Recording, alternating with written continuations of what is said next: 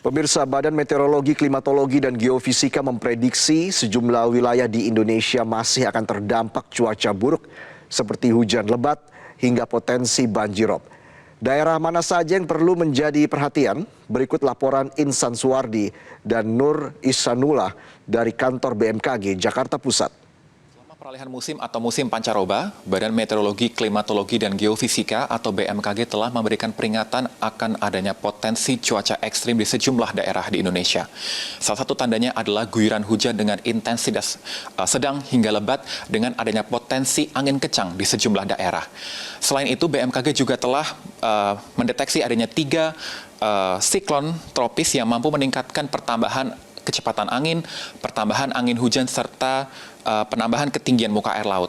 Lantas daerah mana saja yang perlu menjadi perhatian selama masa cuaca ekstrim ini? Untuk membahasnya lebih lengkap sudah bersama dengan kami Prakirawan BMKG, ada Boni Septian.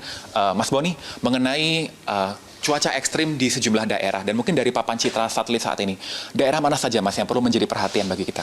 Baik, untuk wilayah yang perlu kita perhatikan ya untuk potensi cuaca ekstrim, jadi berdasarkan beberapa dinamika atmosfer yang terjadi di wilayah Indonesia, jadi potensi cuaca ekstrim di wilayah Indonesia secara umum berada di wilayah Indonesia bagian selatan, konsentrasi untuk hujan sedang dan hingga lebat, yaitu terdiri dari Bengkulu, di situ ada Sumatera Selatan, Lampung, lalu hampir di seluruh provinsi di Pulau Jawa, lalu di beberapa tempat di Kalimantan Tengah, Kalimantan Timur, Utara, lalu Sulawesi Selatan, Sulawesi Tenggara, Bali, Nusa Tenggara Barat, Nusa Tenggara Timur, lalu di Maluku, Papua Barat, dan Papua. Ketinggian muka air laut, jadi kita di periode ini memang ada periode fase bulan baru atau super new moon, dan di posisi bulan dan bumi begitu dekat, jadi ini bisa meningkatkan ketinggian muka laut ataupun potensi-potensi banjirop. Untuk potensi cuaca ekstrim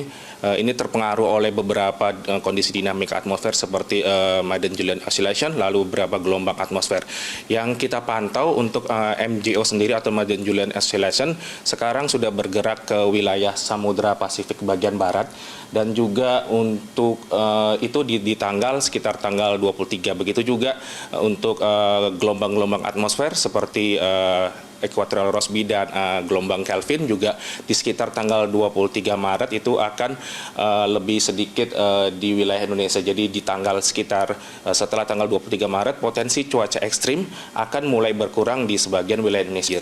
Gitu. Terima kasih Mas Boni untuk kesempatannya. Nah, pemirsa, tadi BMKG telah memberikan beberapa wilayah yang memiliki potensi cuaca ekstrim setidaknya hingga pekan depan. Dan tadi BMKG juga memprediksi bahwa kita akan memasuki masa musim kemarau, memasuki bulan April, dan diperkirakan akan masuk di masa puncak musim kemarau pada bulan Agustus 2024. Dari kantor BMKG Jakarta, Insan Suwardi, Nur Ihsanullah, Metro TV. Jelajahi cara baru mendapatkan informasi. Download Metro TV Extend sekarang.